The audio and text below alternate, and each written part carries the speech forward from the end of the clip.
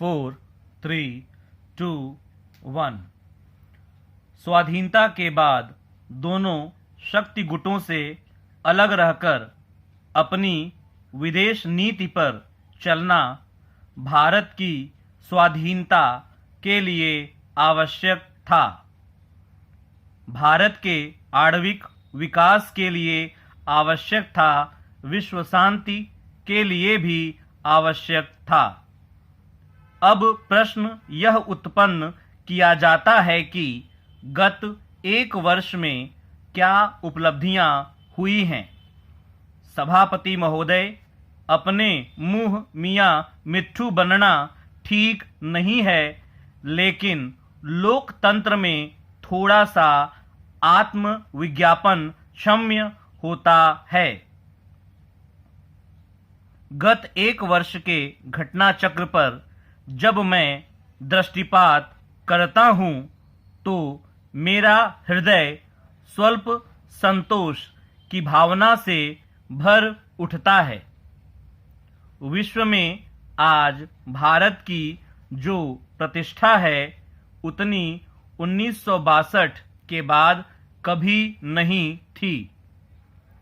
सभी पड़ोसी देशों के साथ आज हमारे संबंध जितने अच्छे हैं उतने आज़ादी के बाद पहले कभी नहीं थे। अंतर्राष्ट्रीय क्षेत्र में भारत की विश्वसनीयता जितनी आज है उतनी गत 11 वर्षों में कभी नहीं थी।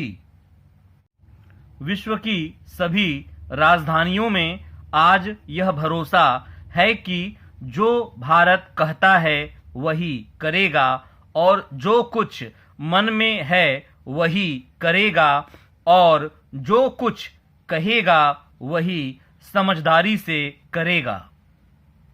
मन, वचन और कर्म में जो अंतर पिछले कुछ वर्षों में पैदा हो गया था, जो न केवल गृह नीति को विग्रह में बदल रहा था बल्कि विदेश नीति की पवित्र धारा को भी दूषित कर रहा था, आज वह दूर हो गया है।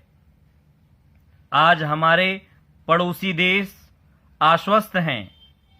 मित्र देशों के साथ हमारे संबंध अधिक अच्छे हुए हैं और जो देश खींचे खींचे रहते थे उन्हें भी निकट लाने में हमें सफलता मिली है।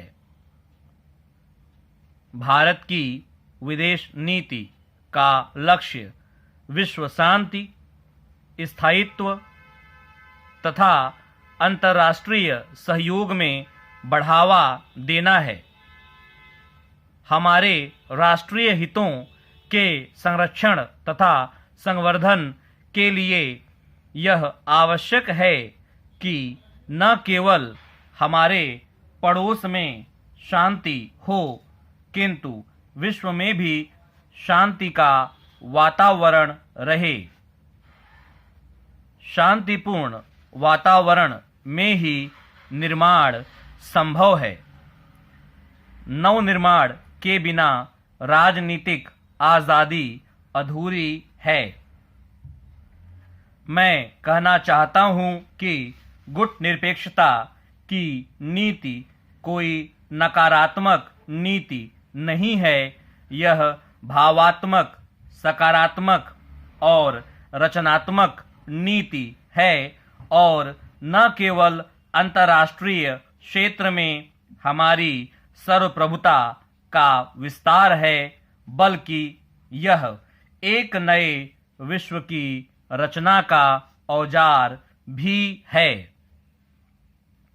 ऐसे विश्व की रचना का जिसमें गुलामी नहीं होगी, आर्थिक शोषण नहीं होगा और चमड़ी, रंग या जन्म के आधार पर किसी को छोटा या बड़ा नहीं समझा जाएगा। स्वप्न साकार करने में गुट निरपेक्षता का सिद्धांत खरा उतरेगा। यह हमें विश्वास है।